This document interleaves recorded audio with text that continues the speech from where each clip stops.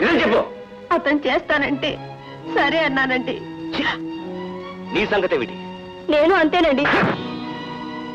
ఈ ఇంట్లో దొంగతనం జరిపిస్తావా? డబ్బు కోసం అండి, లేకపోతే దౌర్భాగ్యరా. డబ్బు కోసం ఇంత నీచరికి దిగే నువ్వు మనిషివి కాదే, రాక్షసివి. నిన్ను నిలువురా చీల్చిరా పాపం లేదు. నీ మూలంగానే కదే నేను ఈ గతికి దిగజారిపోయింది. నువ్వు చెప్పినట్టు ఆడబట్టి కదూ నా బతుకుల నాశనం అయిపోయింది. నీ మీద ప్రేమతో నా కళ్ళు పొరలు గమ్మాయి. అందుకే నేను సర్వనాశనం అయ్యాను. నీలాంటి పాపిస్తుదాన్ని ముక్కలుగా నరికి మానవహోమం చేసిన పాపం లేదు. నిన్ను ఈ పని ముందే చేసుంటే నువ్వింత బరి తెగించేదానివి కాదు. ఛా, నీతో బతకడమే మహాపాపం.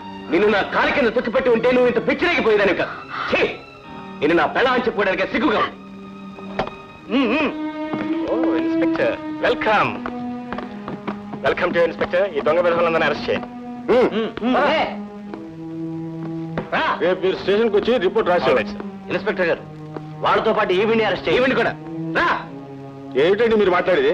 వాళ్ళు దొంగతనం చేస్తే అవకాశం కల్పించింది వీళ్ళు, అందుకే వీళ్ళని అరెస్ట్ చేయండి. I say 404. Arrest also.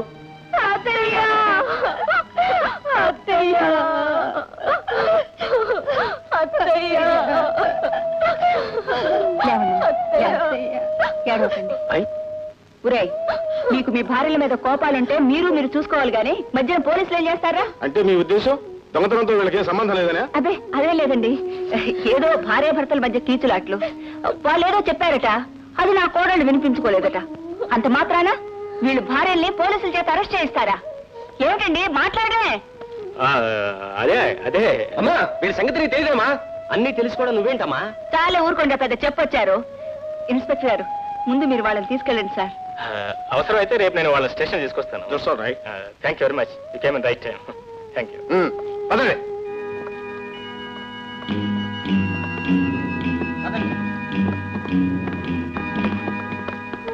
అత్తయ్య, నన్ను క్షమించండి అత్తయ్య. ఊరుకోమ్మా. అవునత్తయ్య, మా తెలుగు తక్కువ తనంతో మీకు మావగారికి తీరని అపచారం చేశాం.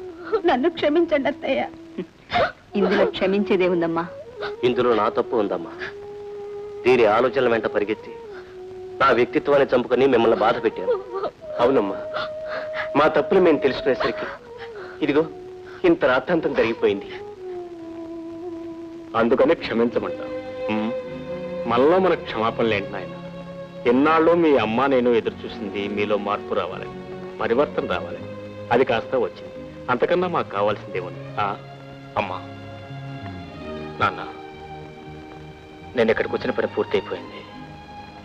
నిజానికి మిమ్మల్ని అందరినీ వదిలిపెట్టి నాకు వెళ్ళటం ఇష్టం లేకపోయినా రేఖ నేను వెళ్ళక తప్పడం లేదు.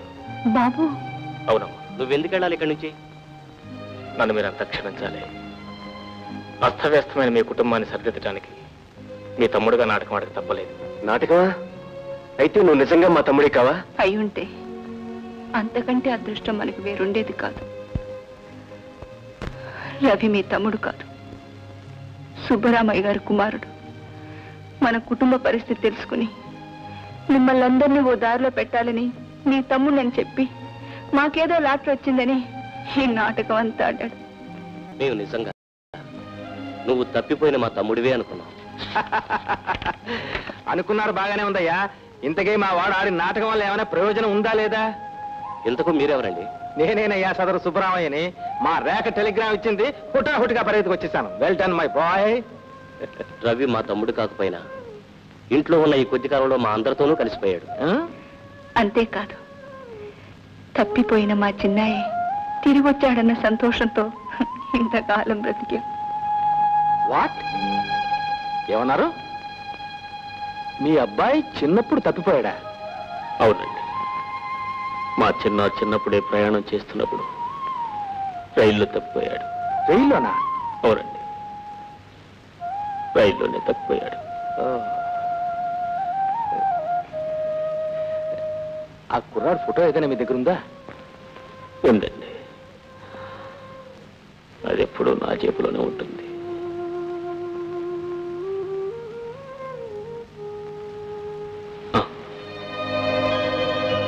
ఇది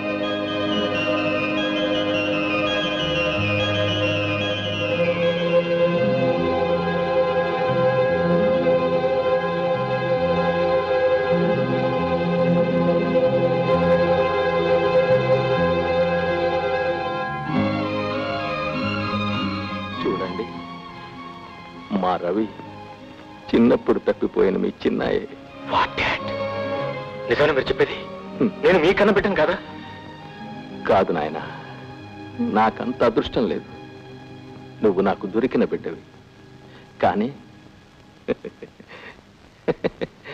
చిత్రం ఏమిటంటే నీకు తెలియకుండా నువ్వు మీ ఇంటికే వచ్చి మీ కుటుంబాన్ని చక్కదిద్దావు. అవును బాబు, లేకపోతే మా కుటుంబాన్ని చక్కదిద్దడానికి రవి చిన్నప్పుడే తప్పిపోయిన మా మూడో కుమార్ని నాటకం అట్టమేంటి, తీరా చూస్తే వాడే వీడు కావడం ఏంటి?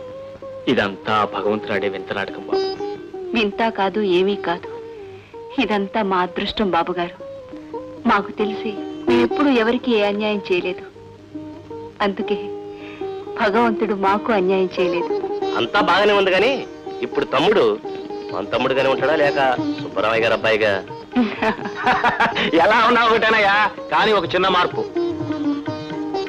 ఇన్నాళ్ళు రవి సుబ్బరామయ్య గారి కొడుకు, ఇక మీదట మీ తమ్ముడు పెంపుడు తండ్రిగా సుబ్బరామయ్య గారు మీ ఇంటికి వస్తూ ఉంటారు. వెల్కమ్. ఓకే ఓకే ఓకే, నీకు ఫ్లాష్ బ్యాక్లు చాలు, జరగాల్సింది నిర్ణయించండి. జరగాల్సింది అందరికీ తెలిసిన విషయమేనయ్యా, రేఖా రవిల వివాహం. సర్వే జనా సుఖినో భవంతు.